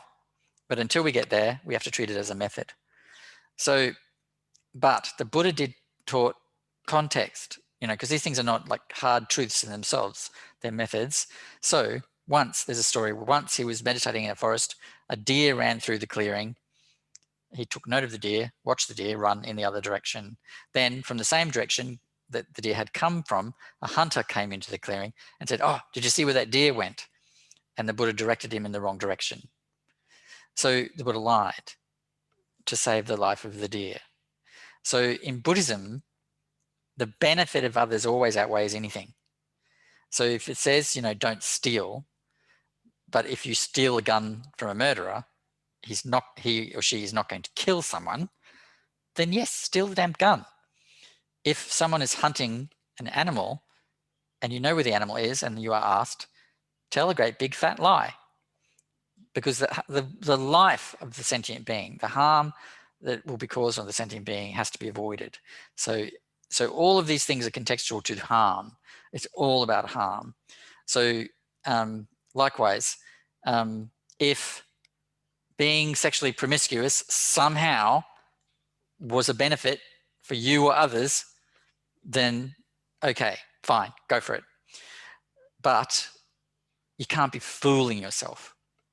Likewise, if you go, oh, this person's rich, and if I take some of their money, it might put a dent on their greed. That's not good logic, So, because that's rich people suffer just as much as poor people when their possessions are removed because of their attachment.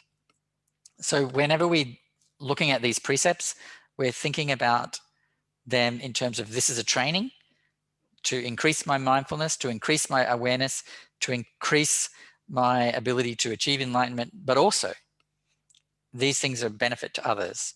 And then, but they're always contextual. We have to really weigh up, is holding the rule benefiting others in this situation? So they're situational and contextual.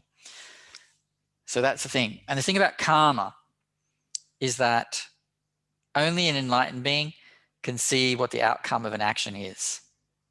So it's better to be safe than sorry. So if you aren't clear, is this a harmful or beneficial action? Just don't do it, because you don't know, And karma is precise and immediate. So there's no gray area. It's not like, you can't kind of like play games with these things.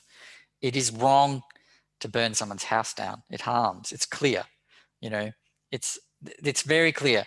So it's only when someone's life is saved or someone is prevented from serious harm that we can breach them.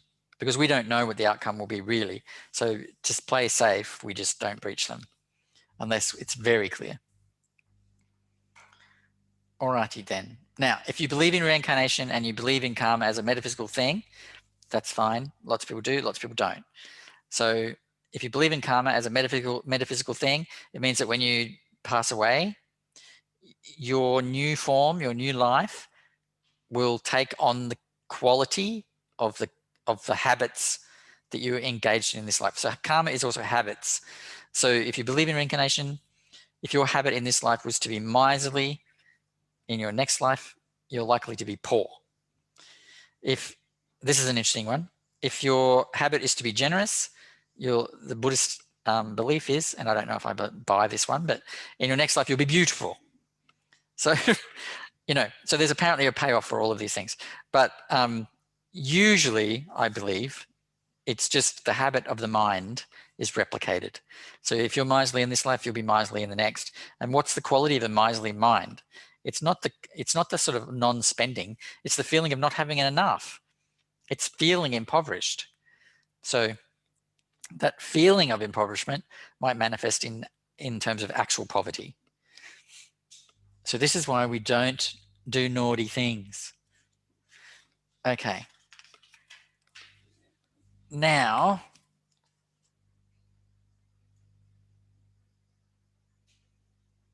the next one's called Making Friends with Our Minds. It's a poem which is also anonymous by a nun. I actually left this to last because it is actually the most important one. Well, they're all equally important. So this one's called Mita, or friend. I'll just read it to you. Full of trust you left home and soon learned to walk the path, making yourself a friend to everyone and making everyone a friend. When the whole world is your friend, fear will find no place to call home. And when you make the mind your friend, you'll know what trust really means. Listen. I have followed this path of friendship to its end, and I can say with absolute certainty, it will lead you home. I'm feeling a little bit like a high school teacher analyzing poems, which I always did not enjoy in high school. Anyway, so first one, full of trust you left home. So this is a person who's decided to become a renunciate, a nun, and soon learn to walk the path. So she learnt the Dharma, making yourself a friend to everyone and making everyone a friend. This is what we've been talking about. What is the heart of the Buddhist precepts? What's the heart of the Buddhist path? Not harming anyone. And that makes you the friend to everyone. If your goal is to never harm, you're actually becoming friends with everyone. If your goal is always to benefit, what better friend is there than someone who wants to benefit you? So you become a friend to everyone when your goal is to not harm. When the whole world is your friend, fear will find no place to call home. So this is quite simple. This is about what makes enemies and what makes us afraid. When you treat all sentient beings as equal, as being, equally mired in delusion as everyone else, but also equally having the Buddha nature, as everyone else, then you are not afraid of, you have no enemies, because everyone is a being who you want to help, and everyone is a being who in their nature is the Buddha. So there's nothing to be afraid of. There's no one to fear. There are no enemies. Likewise, things like, natural events like sun and rain and wind, stuff like that. If you are not clinging to the conditions of your experience, none of that's frightening either. None of that bothers you. It's all friend. It all becomes your friend. Rain is no different to sun. Wind is no different to stillness. All equally joyful. They're all your friend. And when you make the mind your friend, you'll know what trust really means. So this is about the approach to meditation. If we sit down and we think, oh, the dualistic mind is so wicked and evil and I want to destroy it, that's a problem. All that will happen is that your thoughts will become more and more intense and there'll be more and more of them. If we, however, we just sit down and understand that if we just observe, they'll just rise, peak, and dissipate of their own accord. And actually, they're not a problem. They give us something to observe. So they give us an object of meditation, which is a good thing. They're helping us in our meditation.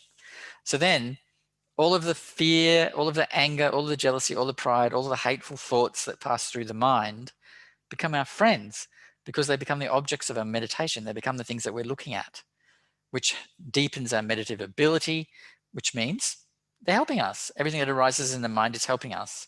And so then our mind becomes our friend. The anxiety, the panic, the depression, the sadness, the grief, the jealousy, the loneliness, the envy, all of that becomes our friend because it is just stuff that rises in the mind that we place our awareness on briefly before going back to a permanent object, and that we see rises by itself, peaks by itself, dissipates by itself without our intervention. So actually all this stuff that rises in the mind teaches us profoundly about impermanence, about emptiness, but also about our inherent, our natural freedom. We're not chained by this stuff. It just rises from stimuli, peaks according to its own pattern, dissipates on its own without us intervening. That stuff cannot bind or chain us. All it can do is amuse us. That's it. Unless we identify with that stuff as though it was ourselves, as though those thoughts, those feelings, those sensations were what we are. We are not that. We think we're that, but we are not that. We're something else. We're something greater that has no limits, that has no negativity, and that is always moving towards the good. So that little tiny poem is really packing a punch. So, and then she says, I have followed this path of friendship to its end. So it's a fairly modest way to say that she's achieved enlightenment. And I can say with absolute certainty, it will lead you home. What is home? Home's enlightenment. So the true nature of mind, the true nature of everything, the Buddha nature, which is our inherent nature, what we truly are, that is our true home. It's not the 4-bedroom house with a double garage that we think is our home, that we want as our home. It's not the luxury apartment at the Gold Coast or the luxury apartment in Sydney or whatever. You know, it's not the country cottage in the rolling green fields of some lovely pastoral place. Those things are those are not our home. Our home is our true nature, our fundamental nature, that can only be found through observing the mind. That's the only way to actually go home, to rest in our true nature, to rest in what we call in Tibetan Buddhism Rigpa, or what is called, you know, Buddha nature in other traditions in English. So this one's really, really, really profound. It's very short, but it gives us a whole attitude towards meditation. Gentle, friendly, showing compassion. Compassion to ourselves, compassion to others. We sit because we're wanting to help others. That's our only reason.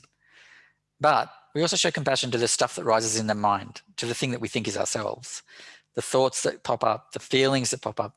We show them all compassion and friendliness, but we don't chase them.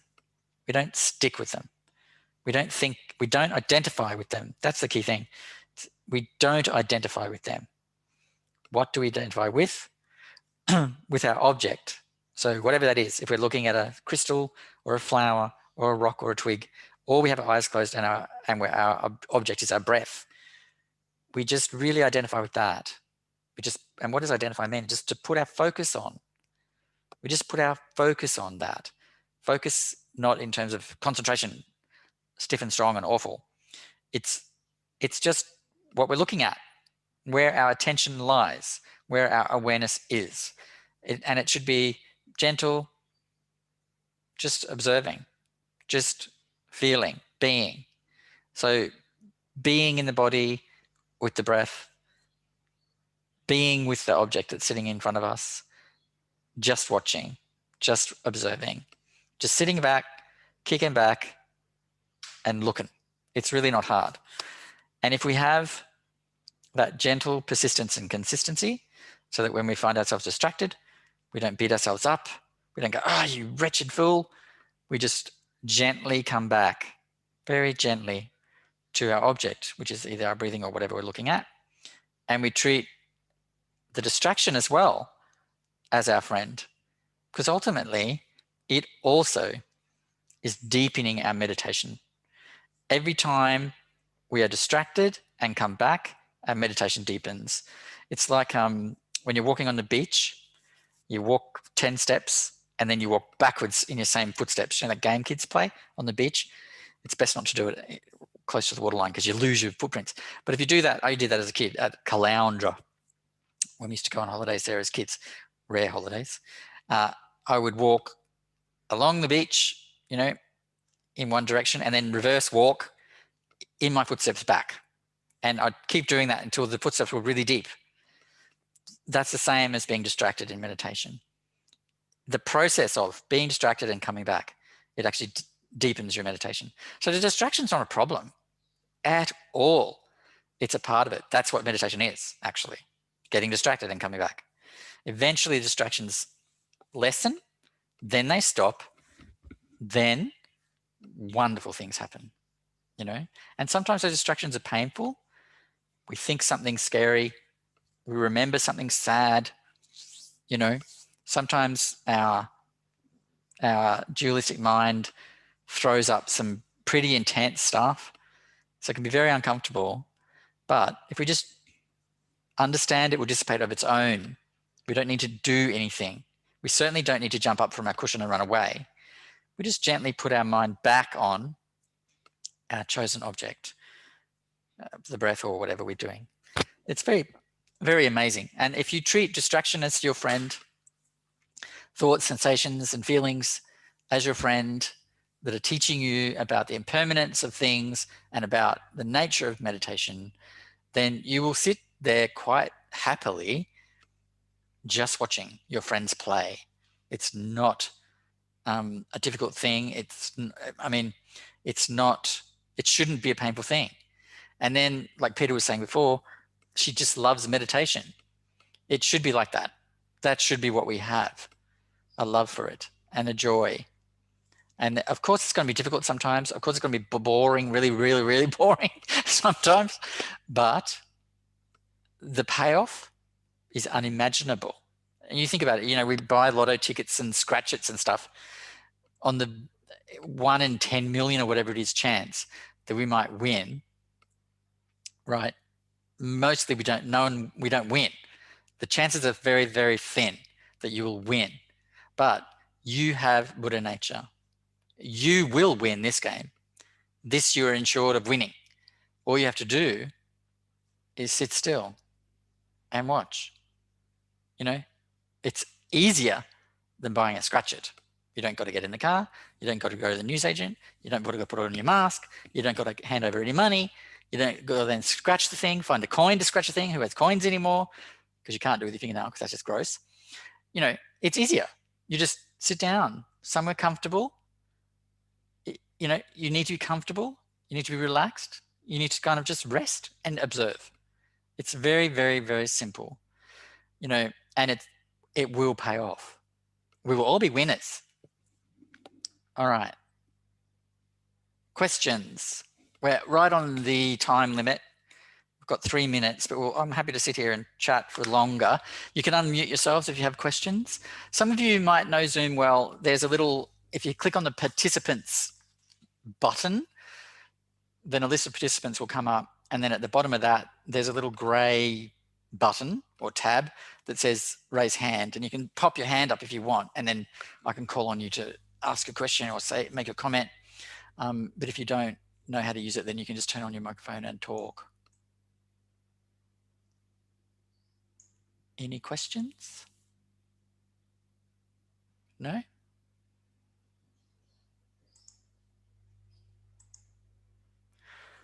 All right. Any comments? It was very helpful, Pema. Is that Susan? Yeah. Hi, Susan. How are you doing? Good. How are you doing? Good. You don't have any questions? No. I guess I've got a weird one. I'm sort of frightened to even Don't be say. afraid. All questions are good questions. Make your question your friend, Susan. With karma. Oh, yeah, go ahead. If you don't want to ask it, that's totally fine as well, but you can ask it. It's a safe space here. Well, I won't put my foot totally in it, but I mean, if you continuously are patient and have good relations with everyone, Yep. then once every couple of years or once in your life, you have an outburst of anger. I'll use the word anger. You just don't accept a certain person's point of view and you voice an opinion. Mm-hmm. Then you've wrecked your whole karma, even though No. So that's a really good question, because I wanted to say it at the time. it's sort of a bank account. It's not a bank account, but No. in, So for a negative karmic action to have its full effect, right, you need to have the intention to harm others. So if you just lose your temper because you're under stress, because you've been dealing with the same problem year after year after year after year, smiling, trying to be good, trying to understand, and then one day, because it's hot, because you're hungry, because you're tired, because you're stressed about something, you just lose it, right? Your intention is not to harm others. You've actually just lost your composure. That is not a negative karmic act. That is a boo-boo. So regrettable, yes. We don't want to lose our tempers at people. But it's not a full karmic act, because you must have the intention to harm to make it a full negative act. Remember I said Buddhism's all about harm or not harm. So in this situation, you'd be friendly with yourself, friendly with the outburst, and understand, okay, why did it happen? I was under pressure. I was hot. I was hungry, whatever the reasons were, I'm just giving some possible reasons why we might get cranky or we might lose it. Also, men and women also have, patterns of stress and relaxation. And if they get out of kilter, we can lose our composure quite easily. Like if we're overstressed at work, if we're not sleeping, if we don't get our time to ourselves to be resilient and heal and recuperate and stuff, we can lose it. So that is a boo-boo. And that is not something that we would beat ourselves up about, nor consider a full karmic act. So, but to make sure that it doesn't happen again, we would gently interrogate it. Okay, why did I lose my composure? Why did this happen? And then you avoid the triggers in future. Does that make sense?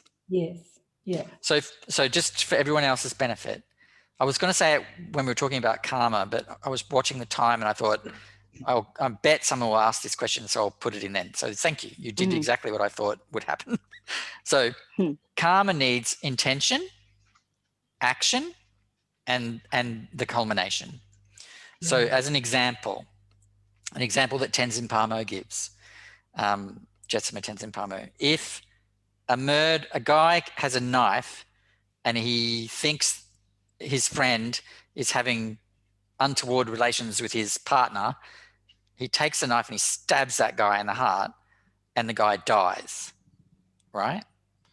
There we have intention. He wanted to harm the guy. Action, he stabbed the guy. Culmination, the guy died. So his intention was to kill the guy, and the guy did die. So that's a full karmic act. He had the intention to kill him. He stabbed him. The guy died. However, another guy has a knife.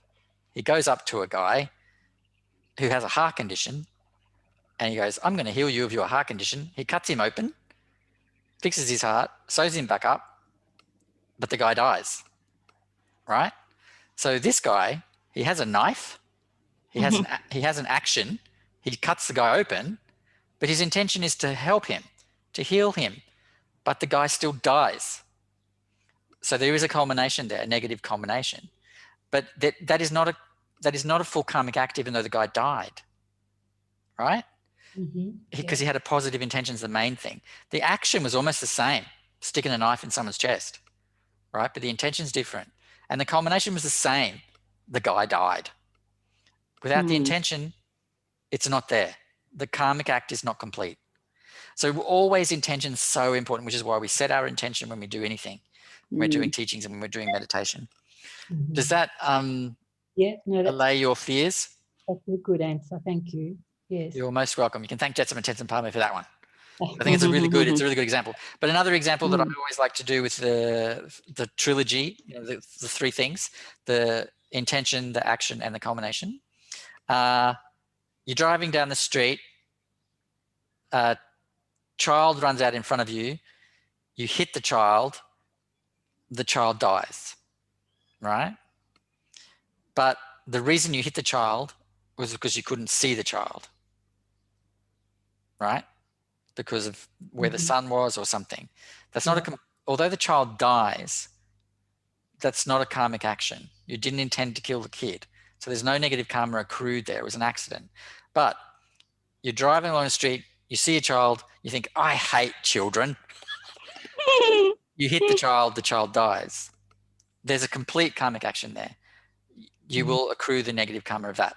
Another one, you're driving down the street, child runs out on the street, you think, oh, I hate children. You hit the child, but the child doesn't die, right?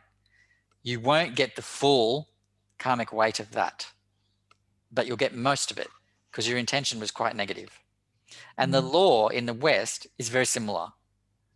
You know what I mean? Like if you accidentally kill someone, it's called manslaughter. It's not murder. If you murder someone, it's a murder, and then it's degrees of intent.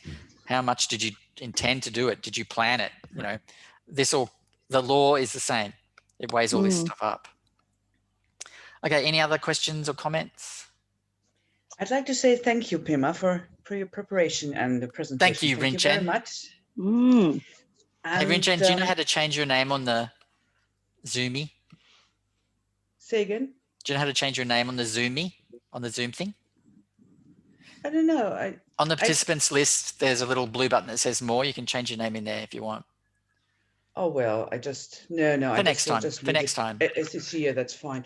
I'm just thinking about, this like moving towards letting go. And I just wrote down, oh God, all these habits like daily and monthly and seasonal and annual. So I'm thinking about, because I always want to have a little bit of homework for myself, like to write down the daily habits, because there's some habits I actually dislike, like coming home and, depending on how the workday was, like saying, oh, very important to look into the, laptop or mobile phone or put the telly on without a need, just like a habit, and not being always aware of it. So thinking about, without Catholically beating me up, but like having a little investigation about that. Yeah, so that's a good idea.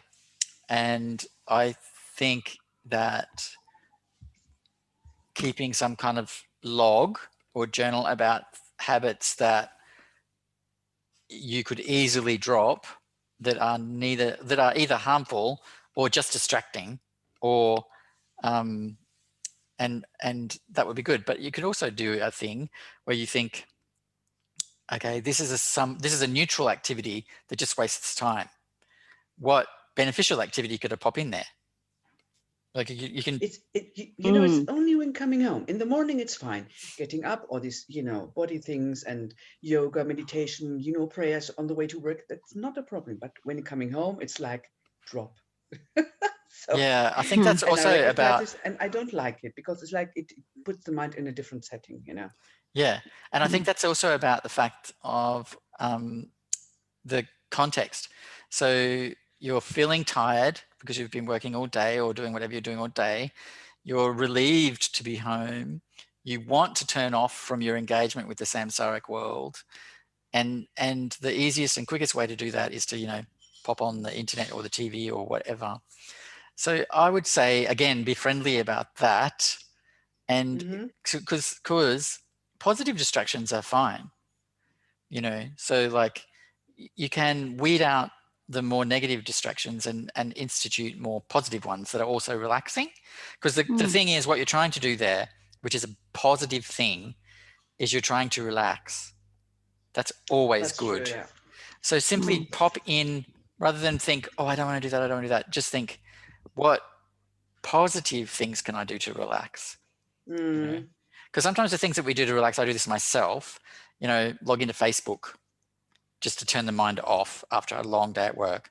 And it just isn't very relaxing, because there's so much negativity on there. Yes. And you get sort of whipped up into kind of like a frenzy of what's going on in the world, you know. So I think we all could do this. I think, Rinchenla, it's a good idea. But you know, I try to say, look, you know, I'm not buying a television program anymore, like, you know, which is good. Just by accident, I just put the telly on. But then I think like, oh, this little crime story. Let's watch this crime story with a renunciation mind, with a calmer mind. And then I think, oh, hold on a second. What are you doing? You're just like having fun, you know, betraying yourself. It's not, you know. Because sometimes you're just so exhausted, you're just like, you know, can't be asked to do anything, you know. And I think the gentleness is a topic, the gentleness, and not beating up, you know. I was Catholic before. Yeah, I think also it's okay to have fun.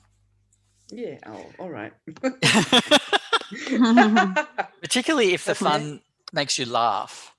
Yeah. So I think if you're thinking about therapeutic fun that makes you laugh is always good, unless you're laughing at the expense of others, which is not great.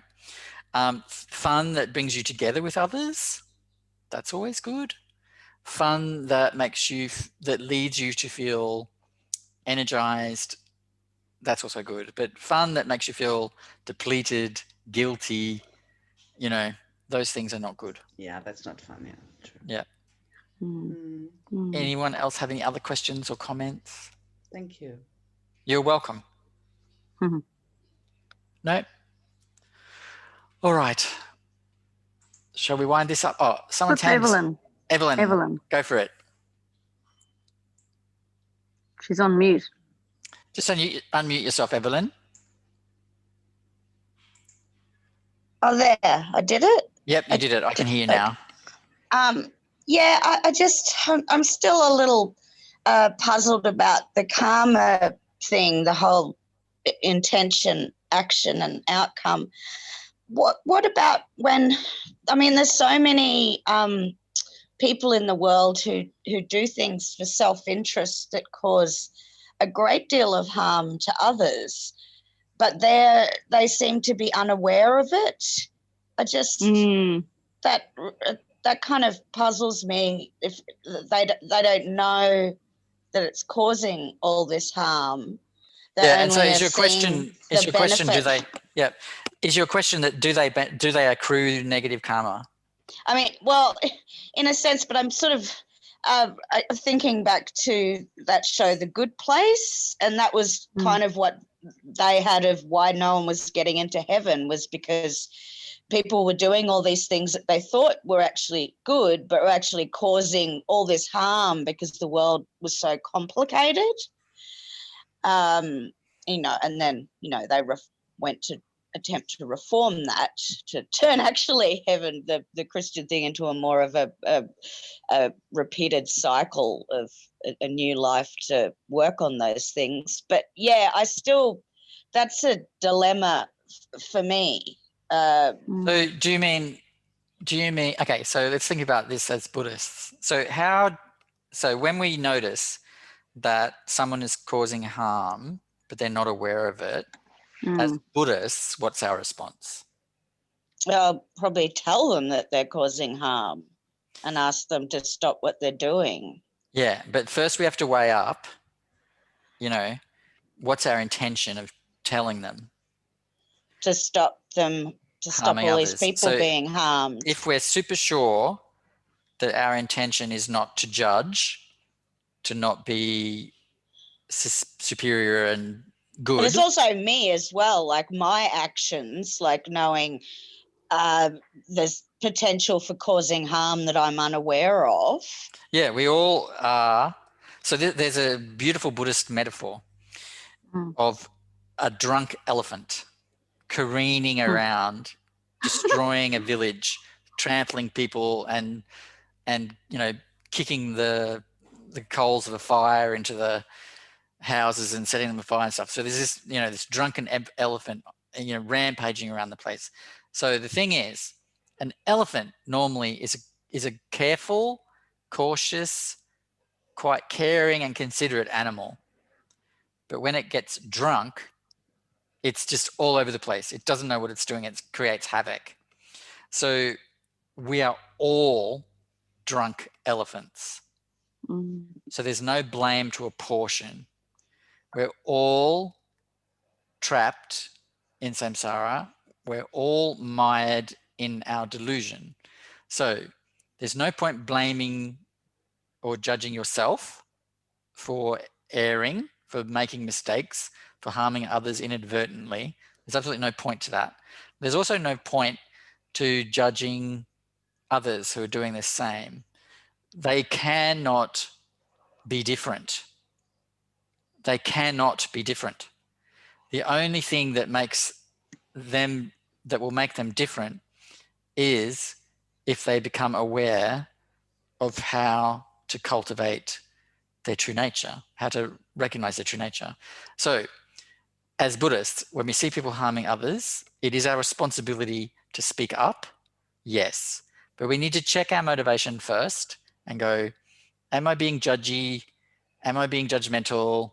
Do I just want to put them down? Do I want to just dress them down in public and make myself look better in public or feel better in public? I'm not saying at all that this is what you would do. I'm just giving an example, But I have done things like that before. You see, that's the thing when I've sort of, and that's a great shame to me, that not handling those kind of situations very well when I see someone doing harm and kind of try to compel them to stop doing that. Anyway, so sorry, we go on. We will always be imperfect at it. So it is our responsibility to speak up. So, but as we meditate each day, right? So this is the thing. This is why meditation is so important. If we meditate each day and we bring to our meditation this idea of friendliness, right? Making friends with our minds, understanding that these things rise on their own, peak on their own, dissipate on their own, without us having to do anything. We just watch, right? We will start to develop this observational ability and this friendliness in our non-meditation time.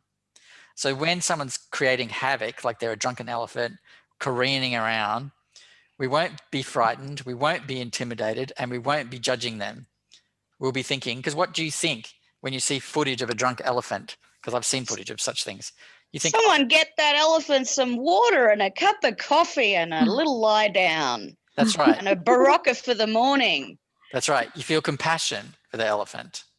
You want that elephant to be protected from harming itself and harming others. So that's exactly right. You want that elephant to be taken care of, which are all the things you just said, the barocca and the water and the lie down. They're all caring for the elephant. So that's what will happen if we just consistently and persistently sit in meditation and remember to meet things with friendliness. So that we'll be wanting to help the elephant as it careens around, and we'll be better able to, without emotion, without feeling frightened, worried, pressured, to just say, okay, elephant, you need a drink and you need to lie down. So we become better at dealing with these things. And until that happens, we just have to be friendly with our imperfection as well. Okay, I tried. It didn't go well. The person yelled at me. I felt bad, but we tried. So you just have to be friendly with the whole thing. We can't not speak up because we need to, but at the same time, we can't expect a perfect outcome every time. and we can't judge ourselves when it doesn't go well. So it's the method and the process and not clinging seems to come in here is important. So it's like, yes, I made mistakes, but I won't cling to them and torture myself. I'll think over, okay, what did I do? What did I do wrong? What could I try to do next time? And we'll see how that works. Maybe next time I have a similar situation, I'll approach it might work out better. But there's always going to be random factors in all those situations too. So I'm never going to control everyone. So I guess it's just a question of doing your best and being as kind to the other person as to your wanting to be to the people they're causing suffering to. Be as kind to the perpetrator. Gee whiz, it's all very difficult. I think I'm going to need a nap soon, or maybe I should.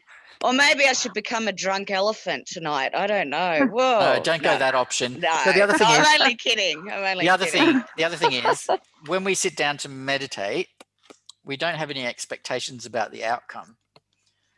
Because once you have expectations about the outcome, that's when we start to get tense and bored and, all these things that become things that are added on.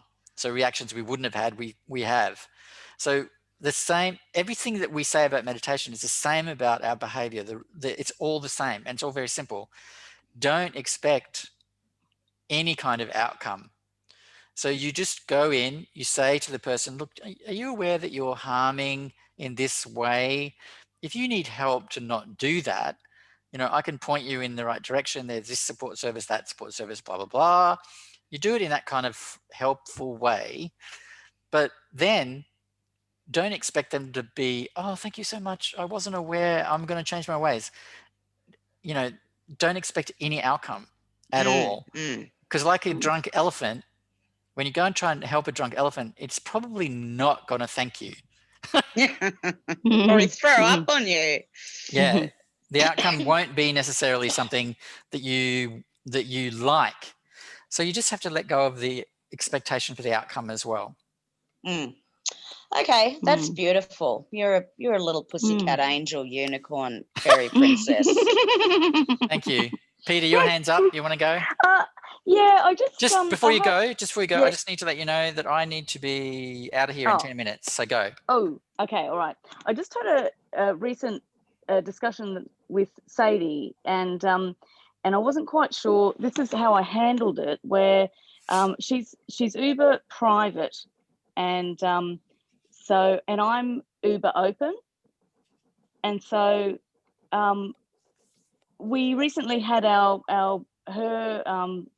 lorikeet had a little injury which involved he had something wrong with his bottom, and I don't know, I was telling a few people this is going a very interesting path on Fraser Island. We're talking about lorikeet bottoms.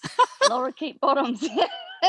And I didn't realize, but then I suppose I maybe in the back of my mind I do know that she is really super private and doesn't like me talking about to anyone anything about her or anything that is related to her.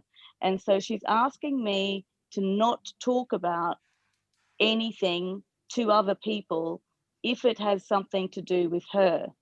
So it's not anything. Well, you're breaking that request already, Peter. Well, yeah, exactly. So I said to her that I didn't think that I could do that, and that because it's just not in my nature. I do get that I need to be mindful of things that are, private, that are private about, maybe who she likes, or that, I don't know, that she, did something embarrassing. I'm not going to say anything about that, but I'm just having a conversation, and I find that really difficult to try and edit my conversation because I've got this overriding request and I must not speak about anything to do with her or anything relating to her to anyone. And so I had to say, I can't guarantee that. I've heard you. I can't guarantee it. I think what might be more interesting is if we look beneath why you get upset if anyone knows about your lorikeet, even though that person doesn't even know who you are. Why is that so upsetting to you? I'm trying my best, but I didn't want to promise that I could do something that I just know in my heart that I don't think I can do. Yeah, so you can't promise to do things that you can't do, but at the same time, that would be a good mindfulness activity to just be aware when you do. But so for those who don't know, Sadie is Peter's daughter. So that probably sounded very strange to people who didn't know who Sadie was. Sorry. Yeah. So it would be a good mindfulness exercise to just be mindful of what you are saying about Sadie. And the other thing is, sometimes our sense of what is appropriate is fine for us, but not fine for another person. So I think don't. The other thing is, there's a little bit of a clinging to the notion of who you are there. Like, this is not in my nature, but there's nothing in your nature actually. So that behavior is not intrinsic to you. It's just a behavior. Yeah. And you have to ask yourself, is it a harmful behavior? Is it a beneficial behavior? And then I'm not making a judgment either way. No. And then just go, okay, I'm going to be mindful of whether or not this behavior, which is not intrinsic to my nature, because nothing is intrinsic to your nature in terms of that ordinary behavior, is it something that I can attempt? See, the other thing is about being friendly about it. Don't try and do it all at once, so straight away, and you just give it a crack and see. Yeah, which is pretty much what I said. Yes, was that I would do my very best, but I can't guarantee that it's going to be successful. Yeah, cool. All right, I have to do the dedication and then we've got to go. Where is the dedication? Yes. Thank you, everybody. I didn't put the dedication up, so I'll just do it. By this effort, may all beings abide in the bliss of the great perfection. Om Hum, Om Hum, Om Hum. Thanks, everybody. Thanks, Pema. It was great. It was very, very helpful. Thank you.